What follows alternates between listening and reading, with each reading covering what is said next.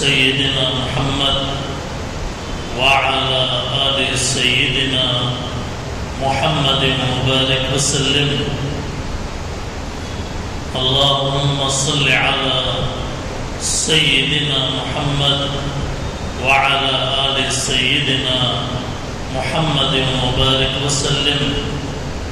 اللهم صل على سيدنا محمد وعلى آل سيدنا محمد وبارك وسلم. بزرگان محترم،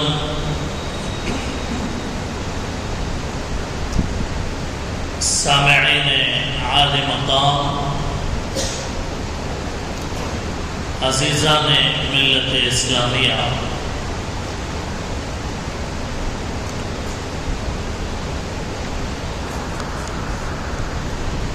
آج ذی قعدہ کی 29 تاریخ ہے.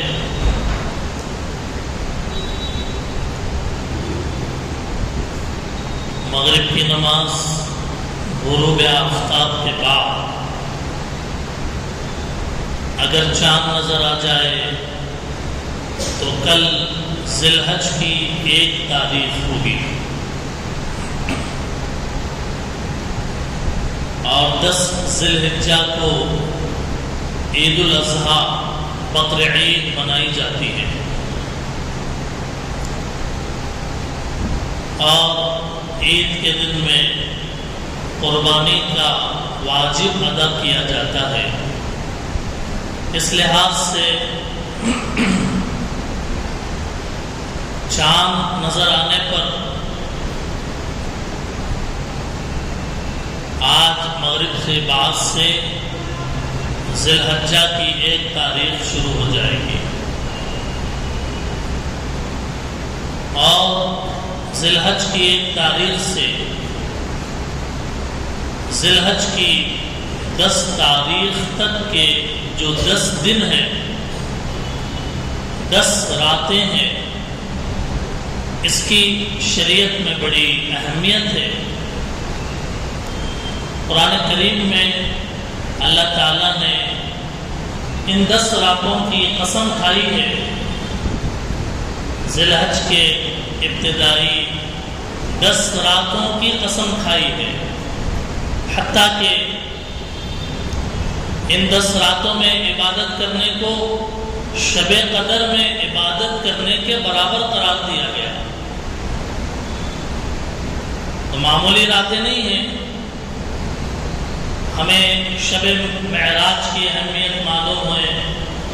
شب برات تو ہم عبادت کے اندر گزارتے ہیں، شب قدر کو ہم عبادت کے اندر گزارتے ہیں.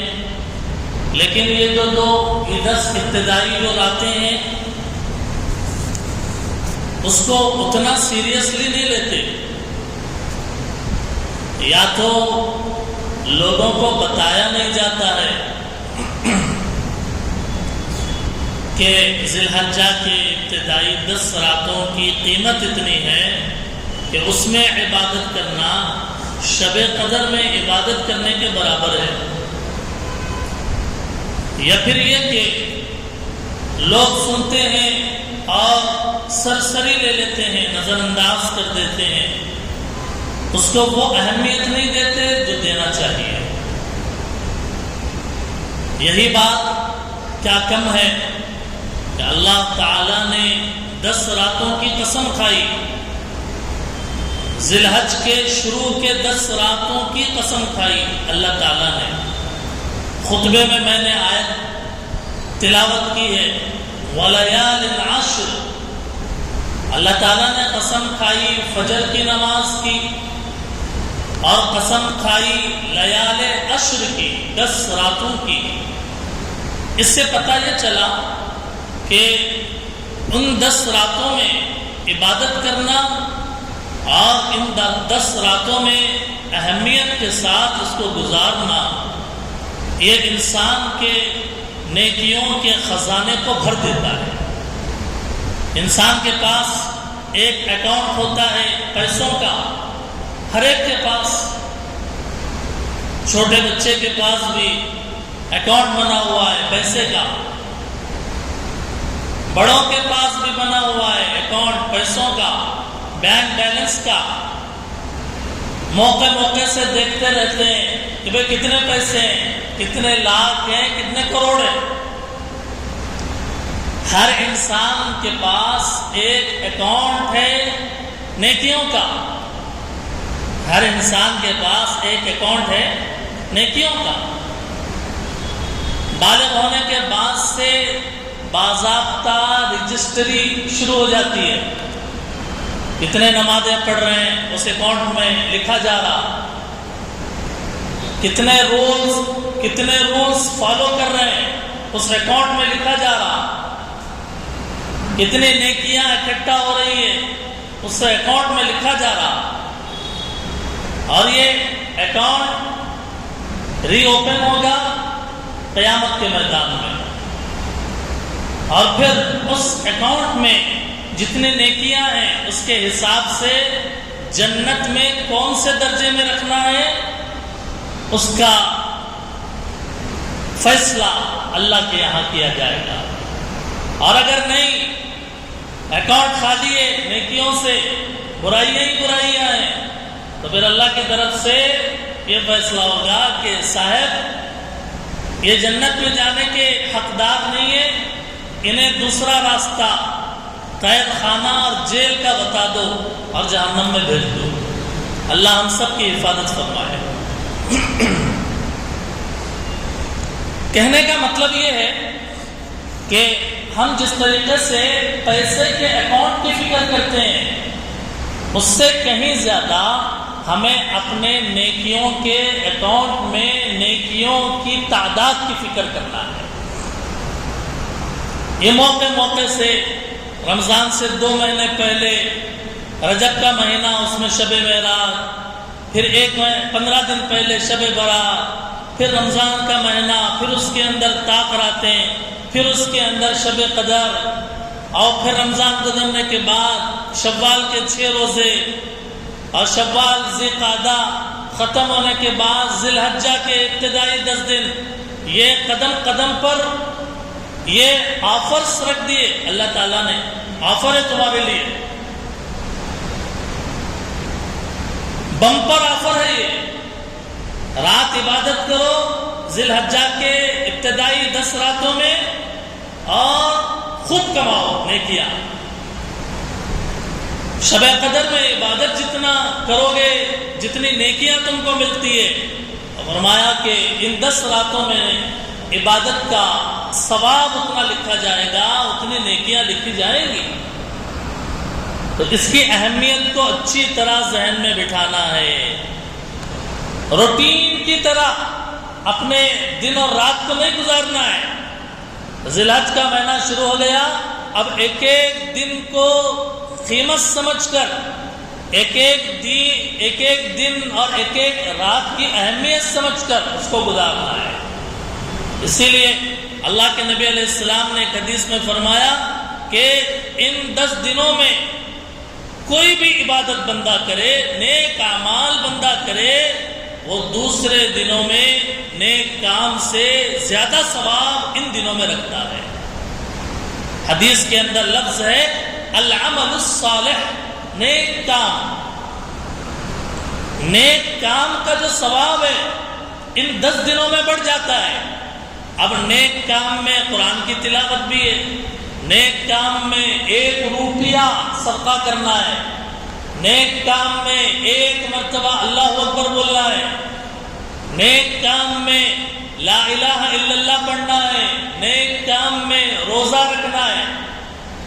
اور روزے کے بارے میں تو فرمایا کہ ذی الحجہ کے ابتدائی دنوں میں، یعنی 9 ذی الحجہ تک، عرفے کا دن، ذی الحجہ کی 9 تاریخ عرفے کا دن، یعنی عید سے 1 دن پہلے تک، عید کے دن تو روزہ رکھنا جائز نہیں ہے، عید سے 1 دن پہلے تک یہ جو 9 دن ہیں ان میں 1 دن روزہ رکھیں گے، ایک حدیث میں ہے سال بھر روزہ رکھنے کا اللہ تعالیٰ آفر رکھے ہیں، اتنا ثواب دیں گے۔ یا تو 9 دن پورے روزے رکھیں، نہیں بھائی اتنی ہمت نہیں ہے، رمضان ایک مشکل سے گزر رہا، 9 دن کنٹینیو کیا رکھے ہم؟ ایسا اگر سوچیں تو پھر ایسی صورت میں کم از کم پیر جمعرات کا تو رکھ لے۔ ذی الحجہ کے ابتدائی 10 دنوں میں پیر کا اور جمعرات کا روزہ رکھ لیں۔ ان دنوں میں نیک کام زیادہ کرنا ہے، روزہ رکھنا ہے، رات میں عبادت کرنا ہے۔ اور عرفے کے دن کا روزہ، سبحان اللہ، عید سے ایک دن پہلے کا جو روزہ ہے وہ تو ماشاءاللہ، وہ ایک دن روزہ رکھ لو، اللہ نے کہا پچھلے 1 سال اور آئندہ 1 سال گناہوں کا کفارہ، گناہ معاف، اللہ کی طرف سے اعلان ہے۔ گناہ کس سے نہیں ہوتے ہیں؟ انسان ہے تو گناہ ہو ہی جاتے ہیں، چلتے پھرتے اٹھتے بیٹھتے، صبح شام دن اور رات، کوئی نہ کوئی۔ جن سے گناہ نہ ہو وہ تو فرشتے ہیں، اور جن سے گناہ ہی گناہ ہو، توبہ نہ ہو، وہ شیطان ہے۔ جن سے گناہ ہو اور توبہ کرے، آپ نے گناہوں کی معافی مانگے، وہ انسان ہے۔ اس لیے عرفے کے دن کے روزے کی یہ فضیلت ہے۔ قربانی کرنا چاہیے، ہر آدمی کو فکر کرنی چاہیے قربانی کرنے کی۔ قربانی کے لیے بکرا دمبا خریدنا ضروری نہیں ہے، آپ ایک حصہ قربانی میں لے لیں، 3-3.5 ہزار روپے کا ایک حصہ آ جاتا ہے۔ گائے کے اندر یا بیل میں، جو بھی جانور ذبح ہو، اپنے طرف سے ایک حصہ لے لیں۔ اب گھر کی خواتین ہیں، ان کے پاس زیور ہے، 52.5 تولے چاندی کی اتنی قیمت ہے ان کے پاس، اتنا روپیہ ہے، 52.5 تولے چاندی کے اتنا روپیہ، اتنی قیمت ہے۔ اگر خواتین کے پاس، تو ان کے نام سے ایک الگ قربانی کریں۔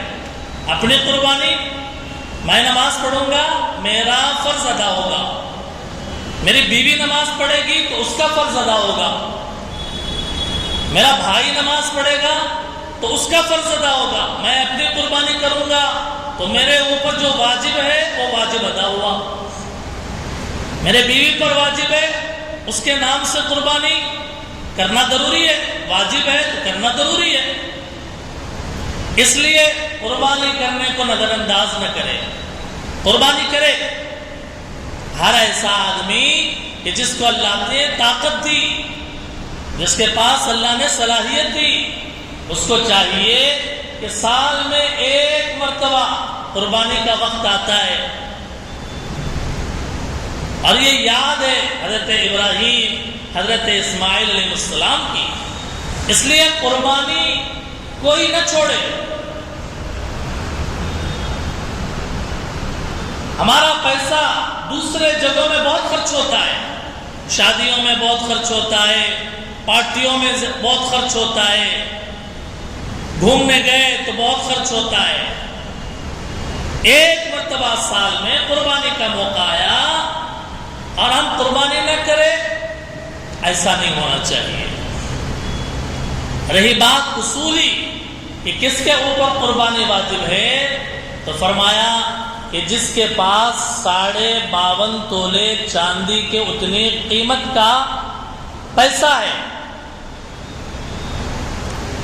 سونا تھوڑا ہے، تھوڑی چاندی ہے، تھوڑے پیسے ہے، سب ملا کے قیمت دیکھے تو اتنی قیمت ہے، اتنا ویلیو ہو رہا ہے کہ 52.5 تولے چاندی آ جاتی۔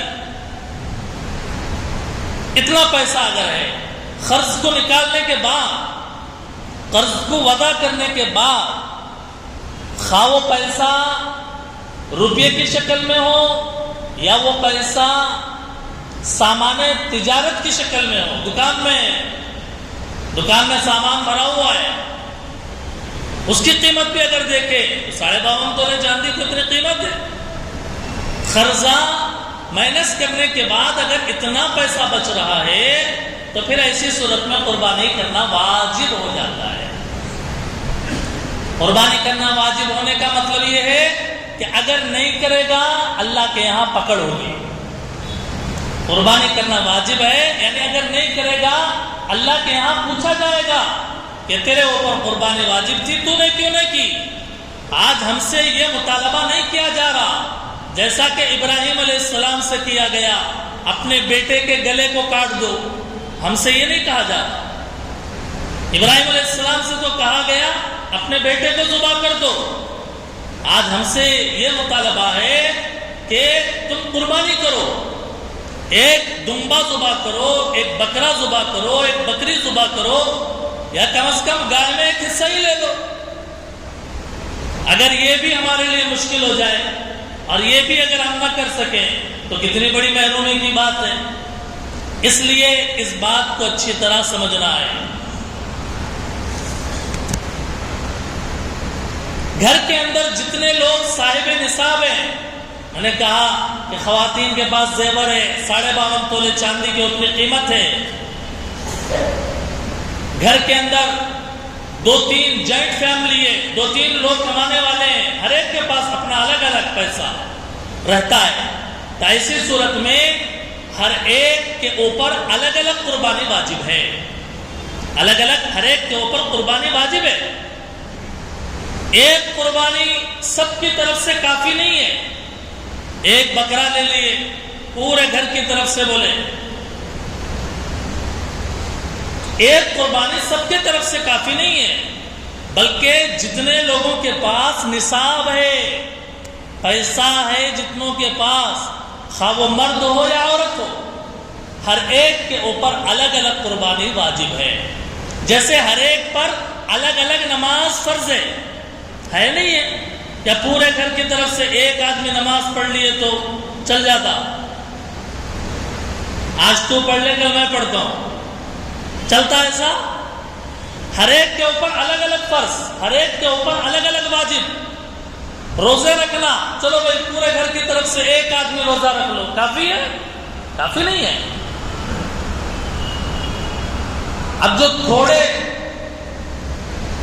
تھوڑی دین کی ادھوری جانکاری رکھتے ہیں یا دین کا سطحی علم رکھتے ہیں، سرسری علم، وہ کہیں گے بھائی مسلم شریف کے اندر تو روایت ہے، ترمذی میں روایت ہے کہ اللہ کے نبی نے ایک جانور ذبح کیا اپنی طرف سے، اپنے گھر والوں کی طرف سے اور پوری امت کی طرف سے۔ روایت ہے کہ حضور صلی اللہ علیہ وسلم نے ایک جانور، ایک مینڈھا ذبح کیا اور کہا اللہم تقبل ھذا عن محمد وعن آل محمد وعن امت محمد۔ محدثین نے اس حدیث کو ذکر کر کے یہ بات واضح کی ہے۔ مسلم شریف کی شرح میں یہ بات لکھی ہوئی ہے کہ دو چیزیں الگ الگ ہیں، ایک ہے ثواب کے اندر شریک کرنا، ایک ہے ثواب کے اندر شریک کرنا، ثواب تقسیم کرنا، نیک کام کا ثواب اس کے اندر شریک کرنا۔ یہ تو ایک آدمی نہیں بلکہ پورے دنیا کے انسانوں کے لیے بھی ایک جانور ذبح کر کے ہم اللہ سے دعا کر سکتے ہیں، اے اللہ اس کا ثواب مجھے، میرے گھر والوں کو اور پوری امت کو عطا فرمائے۔ ثواب کے اندر سب کو شریک کیا جا سکتا ہے، ایک بکرا ایک گھر کی طرف سے نہیں بلکہ 10 گھروں کی طرف سے قربانی کر سکتے ہیں۔ دوسرا مسئلہ اس سے الگ ہے، وہ ہے واجب کے ادا کرنے کا مسئلہ۔ واجب کے ادا کرنے کا مسئلہ یہ ہے کہ جس پر قربانی واجب ہے اس کی جانب سے قربانی کرنا ضروری ہے، جس پر واجب نہیں ہے اس پر ضروری نہیں ہے، جس پر واجب ہے اس کی طرف سے۔ یہ ایسے ہی ہے جیسے نماز فرض ہے، ہر ایک پر الگ الگ فرض ہے، تو ایک نماز سب کی فرض کو ادا نہیں کرتا۔ ایک آدمی نماز پڑھ کے کہے یہ میرے پورے گھر والوں کی طرف سے ہے، ثواب کے اندر آپ شریک کر سکتے ہیں کہ اللہ یہ قربانی میں فلاں فلاں فلاں فلاں ہر ایک کی طرف سے کر رہا ہوں، اس کا ثواب سب کو پہنچائیے۔ اللہ پہنچائیں گے ثواب، اللہ کے خزانے وسیع ہیں۔ اور دوسرا مسئلہ ہے واجب کے ادا کرنے کا. اس واجب کے ادا کرنے میں جس کے پاس نصاب ہے،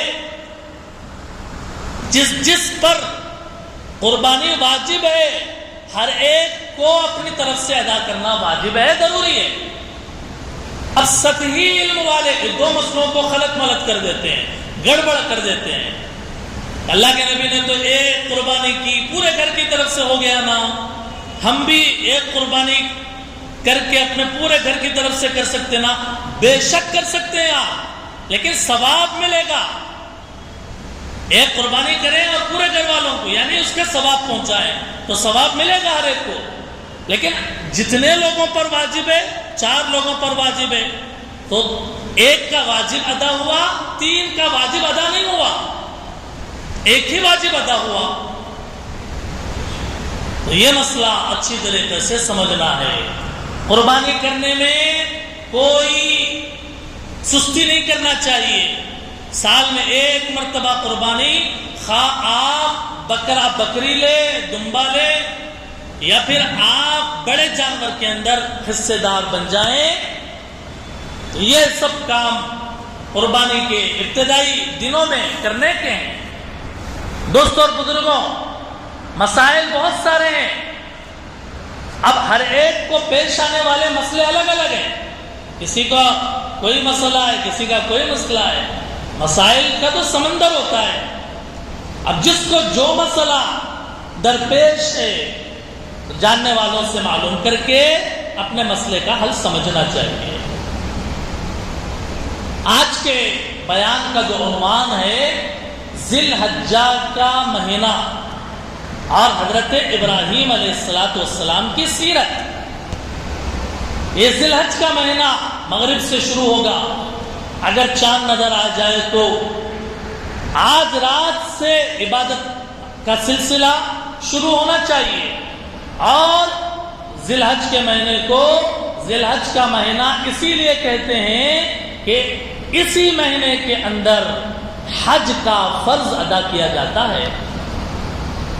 حاجی احرام باندھ کر تلبیہ پڑھتے ہوئے دیوانہ وار کبھی خانہ کعبہ کے پاس، کبھی صفا پہاڑی پر، کبھی مروہ پہاڑی پر، کبھی مینا کے میدان میں، کبھی عرفے کے میدان میں، کبھی مزدلفہ کے میدان میں، کبھی شیطان کو کنکری مارتے ہوئے ہزاروں لاکھوں حاجی تلبیہ پڑھتے ہوئے کہتے ہیں لبیک اللہم لبیک لبیک لا شریک لک لبیک ان الحمد والنعمت لک والملک لا شریک لک. احرام باندھ کر حاجی ناخن نہیں کاٹ سکتے، احرام باندھ کر حاجی بال نہیں کاٹ سکتے.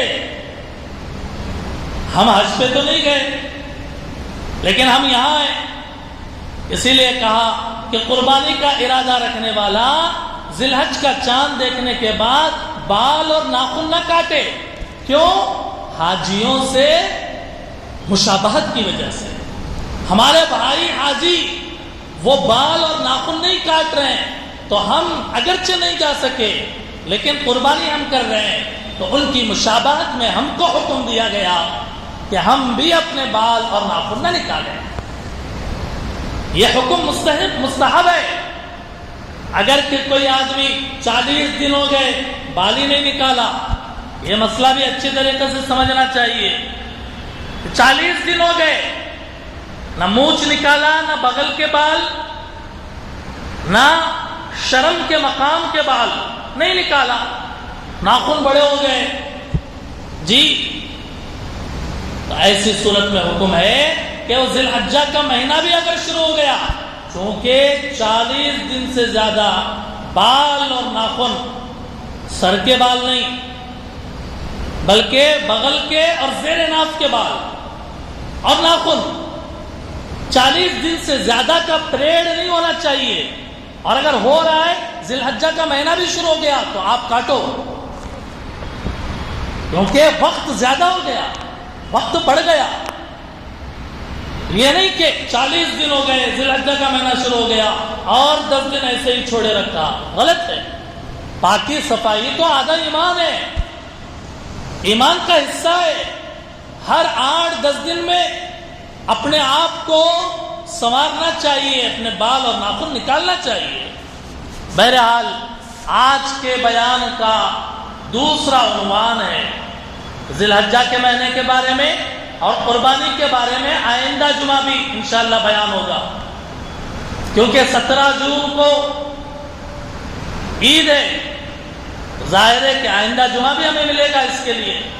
تو اس کی جو باقی باتیں ہیں، مسائل وغیرہ اور قربانی سے متعلق، قربانی کے گوشت سے متعلق، تقسیم سے متعلق، جانور ذبح کرنے سے متعلق، قربانی کے فضیلت سے متعلق انشاءاللہ آئندہ ہم بیان کرنے کی کوشش کریں گے۔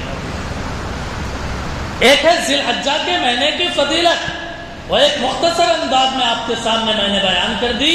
دوسرے ہے کہ حضرت ابراہیم علیہ السلام کی سیرت۔ حضرت ابراہیم ایک ایسے زبردست پیغمبر ہیں، سارے نبیوں میں ایک نمایاں مقام ہے حضرت ابراہیم علیہ السلام کو۔ چنانچہ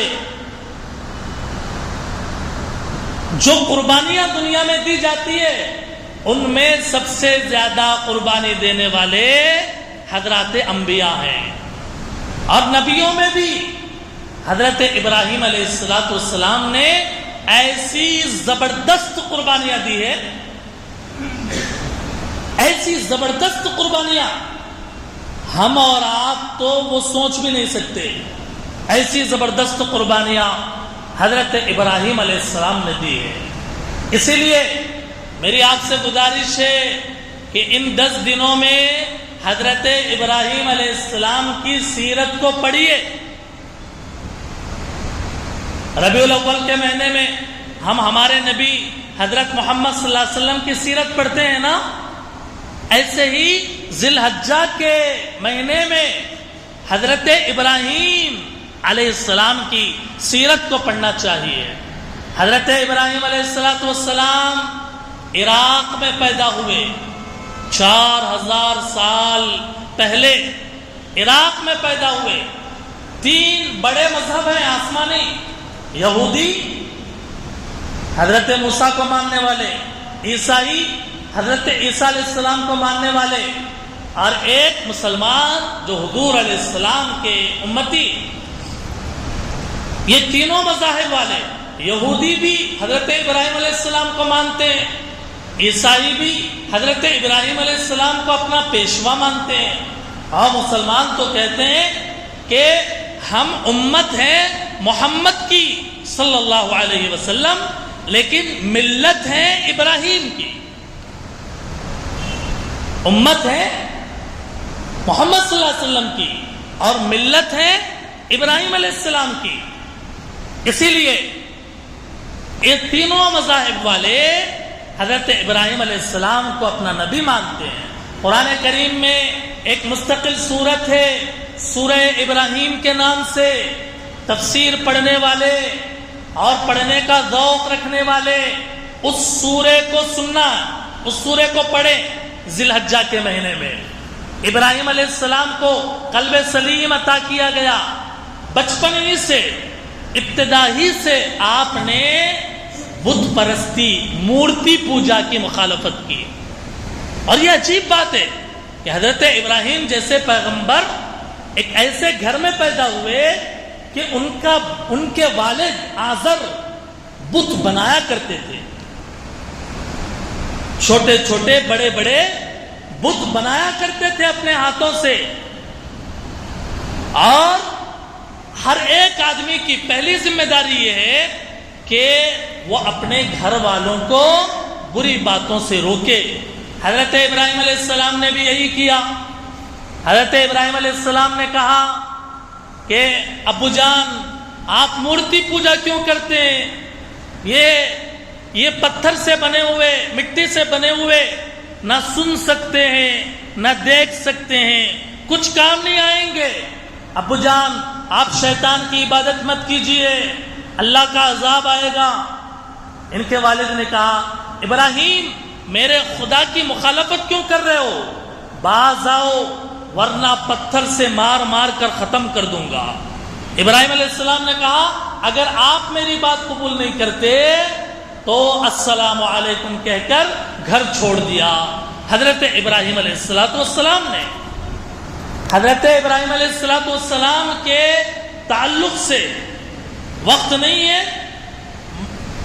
آئندہ اگر موقع رہا تو بتاؤں گا تفصیل سے، بس شمار کرا رہا ہوں آپ کو۔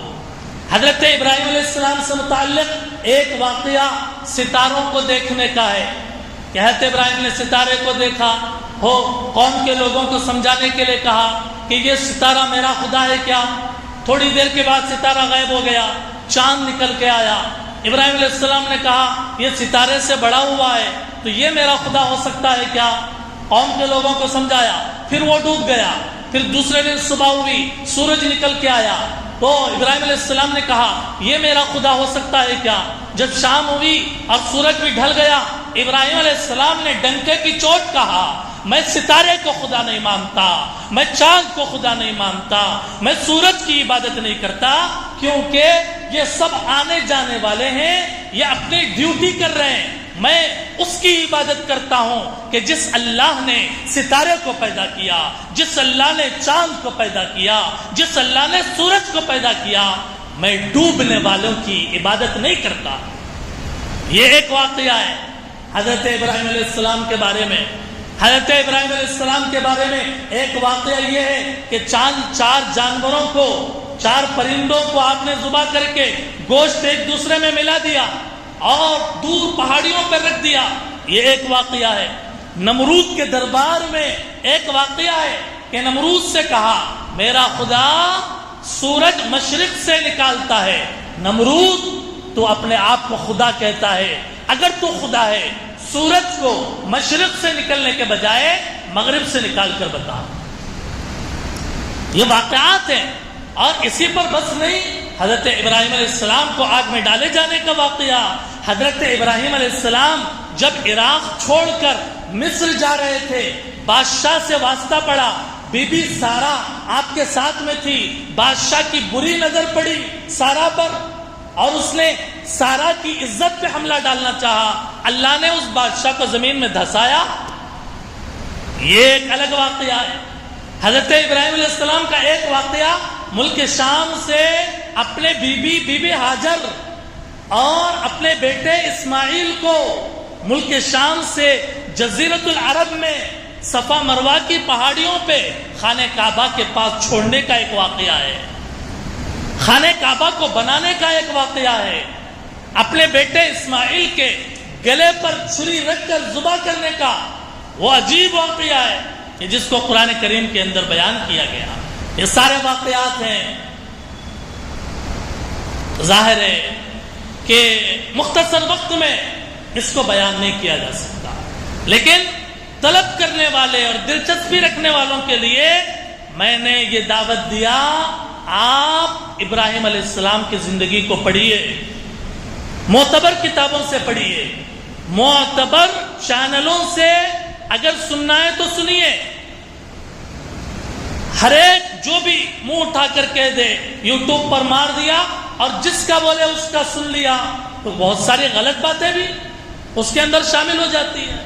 تحقیق کر کے معتبر لوگوں کی باتوں کے ذریعے سے اپنے آپ کو اسلامک ہسٹری سے جوڑنا چاہیے۔ آدھا گھنٹہ جمعے کے دن یہ ساری تفصیلات کے لیے کافی نہیں ہے۔ ذی الحجہ کی فضیلت بھی آپ کے سامنے بیان کی گئی اور مختصر انداز میں اشارے کر دیے گئے۔ آئندہ اگر اللہ تعالیٰ توفیق عطا فرمائے، یار زندہ صحبت باقی، انشاءاللہ اس عنوان پر مزید روشنی ڈالیں گے، اور اس کے لیے ایک بہترین موقع ہے اتوار کے دن کا۔ آنے والا جو اتوار ہے، کل نہیں پرسوں جو اتوار ہے، اس دن ہم نے امت کے خواتین ماں بہنوں کے لیے ان کو بتانے کے لیے ابراہیم علیہ السلام کا واقعہ، اسماعیل علیہ السلام کا واقعہ، بی بی ہاجر کا واقعہ، قربانی کی فضیلت، ذی الحجہ کے دن عورتیں کیسے گزارے، اس کے لیے ہم نے جامع مسجد کے اندر ایک پروگرام رکھا خواتین کا. خواتین کو جوڑا جا رہا ہے بڑے پیمانے پر. اس لیے ہمیں چاہیے کہ اپنے اپنے گھر کی خواتین کو اتوار کے دن صبح 10 بجے سے 12:30 بجے تک یہاں مسجد میں بھیجنے کی کوشش کریں. مسجد سے متصل جو حال ہے انشاءاللہ وہاں پہ خواتین کا انتظام رکھا جا رہا ہے. تو آپ سبھی حضرات سے گزارش ہے کہ اس طرف توجہ دیں اور جہاں تک بات پہنچ سکے بات پہنچائیں. انشاءاللہ کوشش کریں گے آپ حضرات. زور سے آواز نہیں آ رہی ہے، لگتا ہے کہ ارادوں میں کمزوری ہے. کوشش کریں گے انشاءاللہ. اس کی ضرورت ہے امت کے ماں بہنوں کے. ہم تو جمعے میں آئے، تھوڑی بہت بات سن لیے، انہیں کون بتائے گا؟ وہ ضرورت ہے بہت ان کو پہنچانے، ان کی بات سنانے کی ضرورت ہے دین کی. اس کے لیے انشاءاللہ اتوار کے دن بیان ہوگا 10 بجے سے 12:30 بجے تک. جو مرد حضرات شرکت کرنا چاہتے ہیں وہ یہاں مسجد کے اندر بیٹھ سکتے ہیں اور مستفید ہو سکتے ہیں. اللہ تعالی ہم سب کو سمجھنے کی اور عمل کرنے کی توفیق عطا فرمائے. سنت ہے.